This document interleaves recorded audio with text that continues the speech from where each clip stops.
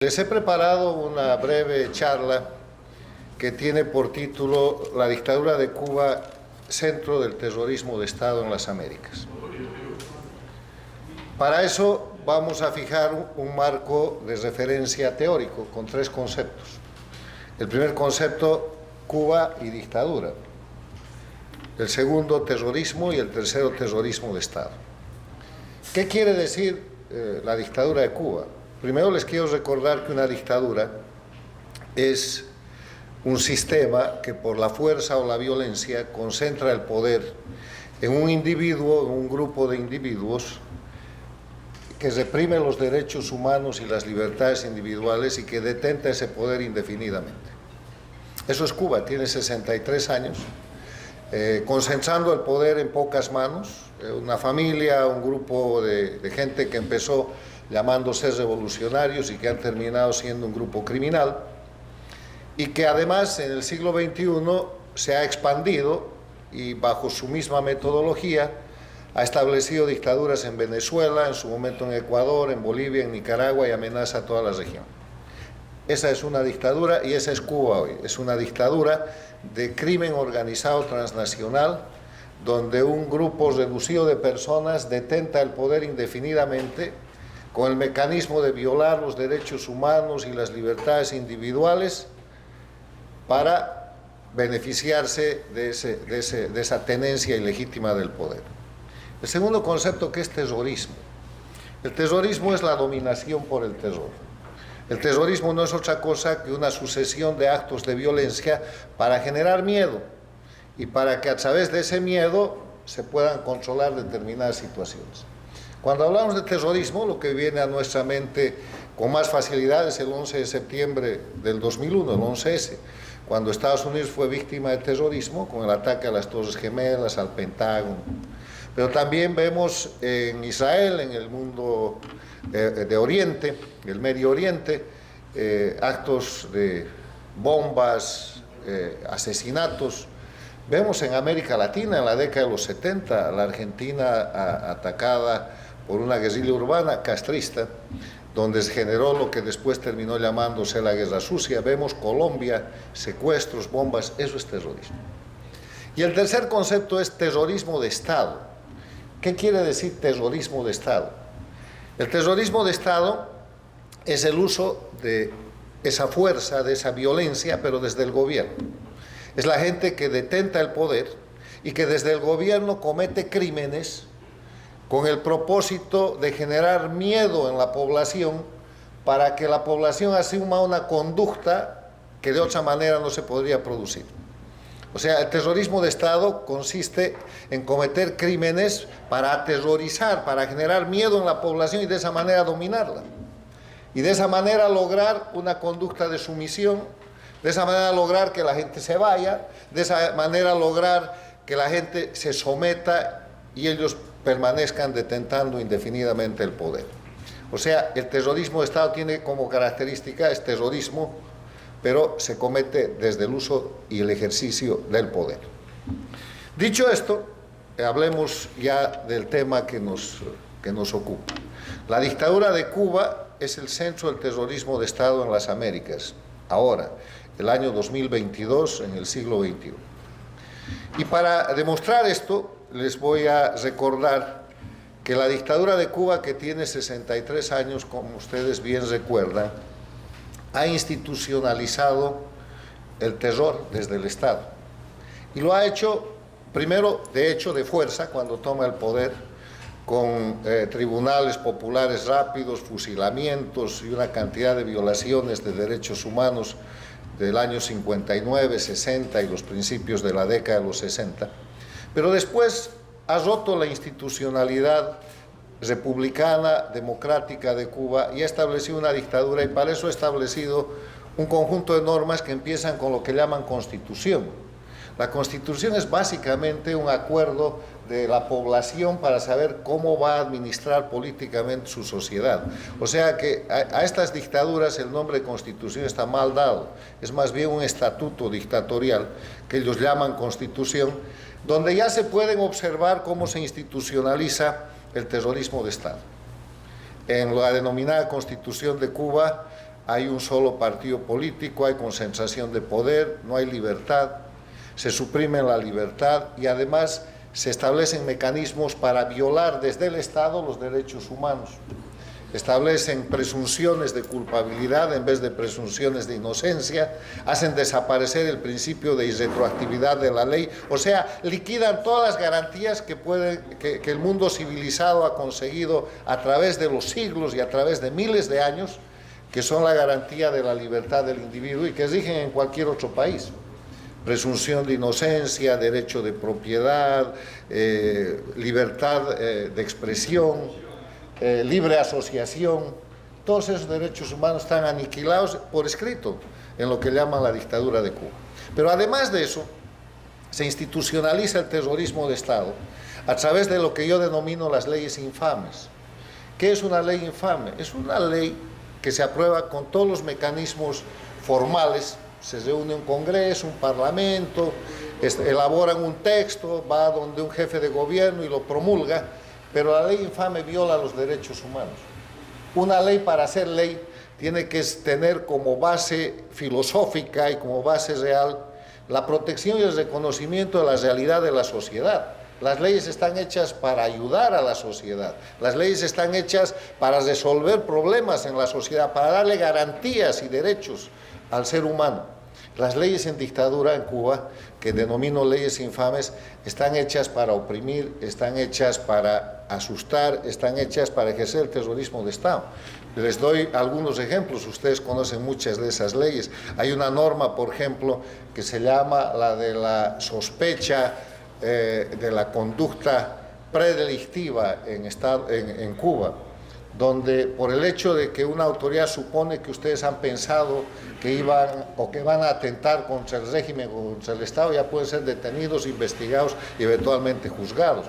Llegan al tal punto las leyes infames de Cuba que el Estado se da el derecho de pensar por el individuo y de acusarlo por lo que el Estado terrorista ha pensado. Además de eso, se institucionaliza el sistema de autoridades. Como la democracia tiene 5 elementos esenciales, de acuerdo a la Carta Democrática Interamericana, y estos 5 elementos esenciales aplicados inversamente son los mismos que describen una dictadura. Cuando falta cualquier elemento esencial, ya tenemos un quiebre de la democracia y tenemos un señalamiento a la dictadura. El primer elemento es el respeto a los derechos humanos y libertades fundamentales. En las dictaduras en Cuba no se respeta ninguno. El segundo es el acceso al poder y su ejercicio con sujeción al Estado de Derecho, que no es otra cosa que el cumplimiento de la ley. No hay ley. Las leyes que ellos hacen son leyes más bien para violar los derechos humanos y las libertades, como les he expresado. Elecciones libres y justas son una broma, aunque la dictadura de Cuba se empeña en decir que hay elecciones municipales. No hay posibilidad de eso con partido único y menos en un régimen de oprobio como ese. Libre asociación política y la separación e independencia de los poderes públicos, que es la más importante, porque la separación e independencia de los poderes públicos genera lo que los americanos llaman los check and balances, los frenos y contrapesos, que permiten que el poder esté fraccionado, que nadie tenga la concentración del poder y que una rama del poder controle a la otra. El poder ejecutivo está sometido al poder legislativo, el poder legislativo emite una ley, el poder ejecutivo la puede vetar, es un sistema de control, y los dos poderes están sometidos a la ley, donde el poder judicial puede inhabilitar o puede mejorar los actos tanto del poder ejecutivo como del poder judicial, y eso es una dinámica. Frenos y contrapesos, eso no existe en una dictadura, y obviamente lo que hace más bien la dictadura, y Cuba es el ejemplo, es el hecho de concentrar el poder, y a partir de una autoridad suprema, que fue en su momento el dictador Fidel Castro, después el grupo que controla ahora el régimen, nombran jueces, nombran administradores, nombran todo tipo de autoridades, incluidas las que manejan el alimento, las que manejan la educación, las que manejan la fuerza, las que manejan la policía, las que manejan todo, la salud, las que manejan la justicia, y esos son simplemente brazos, mecanismos de la institución dictatorial. O sea, es así como se institucionaliza la dictadura, y lo que ven ustedes en cada una de las descripciones que he hecho no es otra cosa que institucionalizar mecanismos para imponer miedo. Porque si ustedes no se portan como deben, en la tarjeta de alimentos es posible que no reciban comida esta semana. Si ustedes no se portan como deben, no van a poder estudiar, o los vamos a expulsar del sistema educativo y ahí van a quedar. Si ustedes no se portan como deben, no van a poder viajar y no van a poder ni siquiera visitar a los parientes que tienen en el exterior. Pero si ustedes no se portan como deben, hay un juez que los va a condenar a decenas de años de cárcel por algo que no han hecho. O como empezó la dictadura cubana, habían dos tipos de sentencia en la década de los 60 y ustedes lo conocen, o fusilamiento o 30 años de cárcel. Y eso está descrito en cantidad de libros. Yo he encontrado citas muy importantes en el libro Contra toda esperanza del famoso preso político cubano Armando Valladares, que después de 23 años de prisión pudo salir, y donde relata que el día que lo llevaron a juzgar, que era un juzgamiento muy rápido, cuando él volvió al presidio lo recibieron con aplausos, porque había sido condenado a 30 años en lugar de ser condenado a fusilamiento. Esa es la dictadura y esa es la institucionalización del terrorismo desde el Estado. Otro punto que hay que tocar es cómo se ejerce el terrorismo de Estado. Se ejerce a través de este sistema que les he descrito y ustedes lo saben porque ustedes son víctimas del terrorismo de Estado. Ustedes viven en un país que no es el suyo desde hace decenas de años, porque vivir en su país no es garantía ni siquiera de que puedan sobrevivir, y menos garantía de que puedan prosperar, de que puedan vivir en libertad o de que puedan educar a sus hijos y nietos en libertad. Por eso es que, por ejemplo, el exilio más grande que se conoce en las Américas, hasta que llegaron los venezolanos, que es el exilio cubano, es un exilio exitoso. La gente que ha salido de Cuba ha tenido éxito en todo campo. Ustedes son un reflejo del éxito en el campo de la medicina. Mientras la dictadura hunde ese país a través de prácticas diarias de terrorismo. Quiero referirme en este tema del ejercicio del terrorismo de Estado a lo que está pasando actualmente con el terrorismo de Estado en Cuba. Y tiene que ver con el levantamiento popular del año pasado, del 21 de julio, estamos muy cerca de cumplir un año, falta un mes y pocos días, en que el pueblo y la juventud cubana, que había sido educada por el castrismo, adoctrinada en el castrismo, que nació en el castrismo y que tenía que ser, según el dictador Fidel Castro, la próxima etapa de la revolución, decide que la revolución no existe, que es un engaño, que están en manos de un grupo de criminales que oprime su libertad y que las cosas tienen que cambiar, y sale a la calle.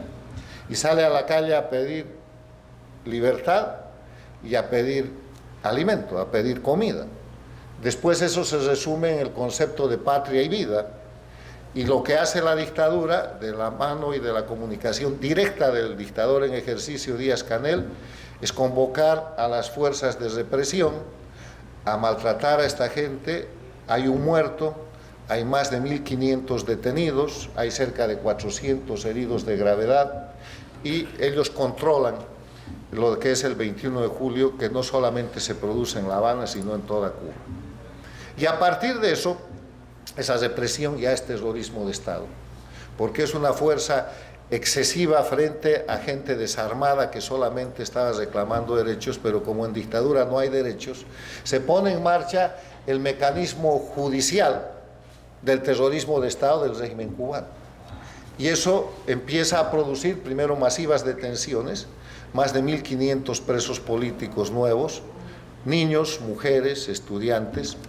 Empieza a producir juicios de la dictadura, donde no hay debido proceso legal, donde no hay presunción de inocencia, donde no hay juez imparcial, donde no hay igualdad de las partes, donde no hay ninguna garantía. O sea, no son juicios, son linchamientos. Y esos no son jueces, son verdugos del régimen, pero producen sentencias, y empiezan a producir sentencias como las que se conocían de la década de los 60, como las que relata el expreso político Armando Valladares, donde a jóvenes de 20, 21 años se los condena a 10 años de cárcel. Cuando la comunidad internacional empieza a intervenir, entonces frenan un poco y negocian, y cuando la comunidad internacional toma algún tipo de represalia contra la dictadura cubana, inmediatamente producen nuevas sentencias y los jóvenes y la sociedad cubana está siendo objeto de lo que llaman sentencias, que en verdad son resoluciones atroces de verdugos y no de jueces, que le están metiendo miedo a la población, para que la población sepa que la próxima vez que salgan a manifestar, por hambre que tengan o por libertad que quieran, van a terminar cuanto menos en un tribunal, después de estar casi un año presos, y los van a mandar 10 o 20 años al presidio. Eso es terrorismo de Estado hoy día, en tiempo actual. Otro punto. Este terrorismo de Estado de la dictadura cubana no se ha quedado en Cuba, se ha expandido en el siglo XXI. Si ustedes recuerdan, el año 1999, el siglo pasado, termina con una sola dictadura en las Américas, la dictadura de Cuba. Y hoy día tenemos 4 dictaduras. ¿Qué ha pasado? Ha pasado que el año 99 llegó al poder en Venezuela Hugo Chávez, y que de inmediato corrió a la dictadura cubana para asistirla, que agonizaba en lo peor de su periodo especial. Un error estratégico en las democracias que se produce en la década de los 90, después de la caída del muro de Berlín y la desaparición de la Unión Soviética, es que la política exterior de Estados Unidos pensó, afirmó y apostó a que la dictadura de Cuba iba a caer sola producto de esa crisis. Pero llegó Chávez, y al llegar Chávez se produce la situación de que Cuba recibe dinero, Cuba recibe petróleo, y Cuba pone en marcha, en el inicio del siglo XXI, un proceso que se tarda en percibir, que es la expansión de la dictadura cubana, la expansión del castrismo. Se llama primero populismo bolivariano, después se llama movimiento bolivariano, movimiento ALBA, liderado por Chávez. Y después se llama socialismo del siglo XXI, y hoy día se llama castrochavismo, que eso no es otra cosa que el castrismo del siglo XX convertido en castrochavismo en el siglo XXI, porque Chávez puso el capital y los Castro pusieron todo lo demás, que es la técnica dictatorial y criminal, que se ha expandido y que hoy día controla Venezuela, Bolivia, Nicaragua, han pasado por Ecuador. Lenín Moreno ha hecho un proceso de transición y ha salvado ese país. Y tienen 2 gobiernos paradictatoriales en democracia. México y Argentina son democracias, pero en México López Obrador está totalmente entregado y entregando a su país a las dictaduras, por eso es paradictatorial, quiere decir al servicio de las dictaduras, lo mismo que Fernández Kirchner en la Argentina. Y han puesto 2 presidentes que no pueden avanzar en Perú y Chile, que están llevando a sus países a la crisis, pero que han llegado como castrochavistas. Uno de los temas que hay que apuntar en esta situación de la creación del castrochavismo es la muy oportuna muerte de Hugo Chávez, muy favorable a la dictadura cubana, porque mientras Chávez vivía, él era el dueño de la plata y mandaba sobre Cuba y mandaba sobre Fidel Castro. Si ustedes se fijan en todo lo que es el inicio del siglo, con el crecimiento de Chávez, el escudero era Fidel. El que daba las órdenes, el que llevaba la plata y el que manejaba el proyecto era Chávez. Y lo único que tenía Fidel era una especie de sistema de visitas a La Habana, donde les rendían pleitesía, pero el jefe era Chávez. La muy oportuna muerte de Chávez le devuelve a Cuba el liderazgo que mantiene hasta hoy día como jefe de este grupo que se llama socialismo del siglo XXI o castrochavismo, y que tiene brazos operativos totalmente castristas, como el Foro de Sao Paulo, que crea a Fidel Castro cuando cae el muro de Berlín y desaparece la Unión Soviética, o como las FARC, grupo guerrillero que crea el castrismo en la década de los 60, o como los ejércitos de liberación nacional en diferentes países de la región.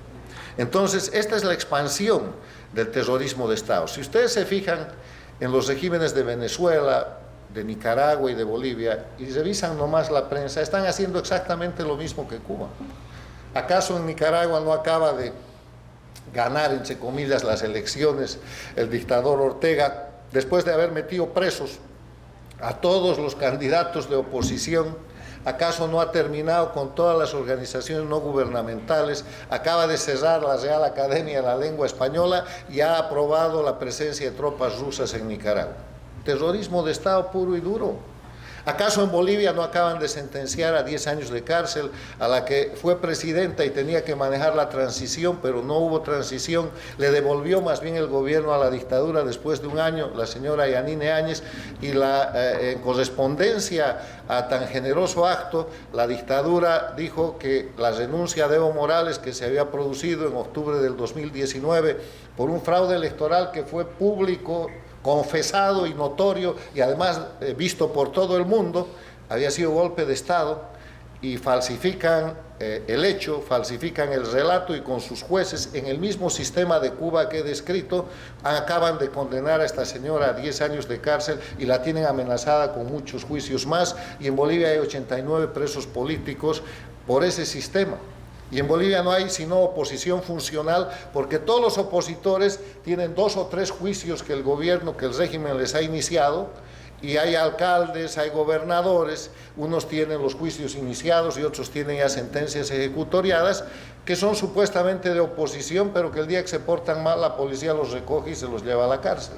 Entonces, como están por miedo, por terror, constreñidos a decir que Bolivia es una democracia, ahí tenemos la figura de una dictadura que navega con bandera de democracia, con una oposición funcional víctima del terrorismo de Estado.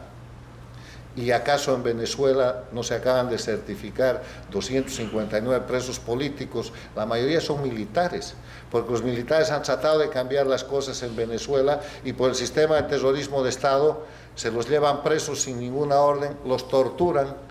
Hay más de una decena de militares que han muerto torturados, y por eso ahora el dictador Nicolás Maduro está empezando proceso en su contra en el Tribunal Penal Internacional por crímenes de lesa humanidad. O sea, el terrorismo de Estado cubano se ha expandido y se ha vuelto una marca, y está en las dictaduras que dependen de Cuba, que son Venezuela, Bolivia y Nicaragua. Yo quiero terminar esta charla diciéndoles que esta descripción penosa que les he dado constituye un conjunto de delitos muy graves. Ustedes saben que hay un concepto que se llama crímenes de lesa humanidad. Los crímenes de lesa humanidad se acuñan por primera vez y se juzgan por primera vez después de la Segunda Guerra Mundial. Las dictaduras fascistas de Alemania, Japón, Italia, habían cometido una cantidad tan grande de crímenes y de delitos contra la población civil, masacres, que hubo que recordar el concepto de crimen de lesa humanidad, o sea, atenta contra la naturaleza humana misma. Los campos de concentración judíos, las torturas, las matanzas, los fusilamientos de gente que no era combatiente. Y en la otra mano cometieron crímenes de guerra.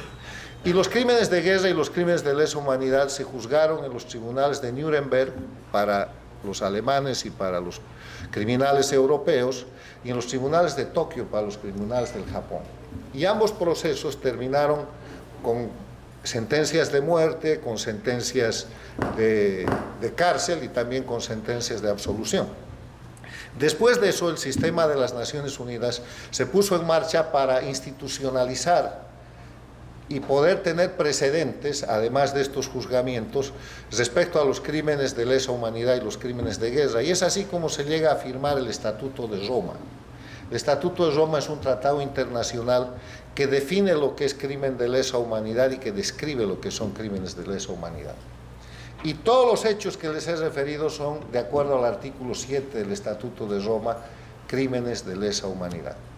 Entonces, lo que hay que hacer con los operadores, porque esto afecta a las personas, no a los regímenes, lo que hay que hacer con los Castro, con los Díaz-Canel y con sus secuaces, además de quitarles la visa, como hace Estados Unidos, lo que hay que hacer con Ortega y con Murillo y con todos sus secuaces, que incluyen los jueces infames en Nicaragua, lo que hay que hacer en Bolivia, con Evo Morales, con Arce Catacora, con todos los jueces infames que están dictando sentencias, lo que hay que hacer en Venezuela, que es el que más cerca está, con Maduro y con todo su sistema de violación institucionalizada de los derechos humanos para cometer crímenes de lesa humanidad, es llevarlos al Tribunal Penal Internacional acusados por crímenes de lesa humanidad, porque la prisión indebida, el aterrorizar poblaciones enteras, el tomar mecanismos de opresión sobre gente indefensa, que son básicamente los pueblos de Cuba, Venezuela, Bolivia y Nicaragua, son crímenes de lesa humanidad. Les dejo ahí el tema, hay instituciones que están trabajando intensamente en este asunto. El nuevo paradigma para que las dictaduras puedan cesar no es solamente el señalamiento de la dictadura, sino es el juzgamiento personal de los criminales que están detentando el poder en cada una de las dictaduras, empezando por los Castro y los Díaz-Canel en Cuba, siguiendo por los Ortega y Murillo en Nicaragua, los Morales y los Arce Catacora y todos los demás en Bolivia, y los Maduro y sus cómplices en Venezuela. Muchas gracias.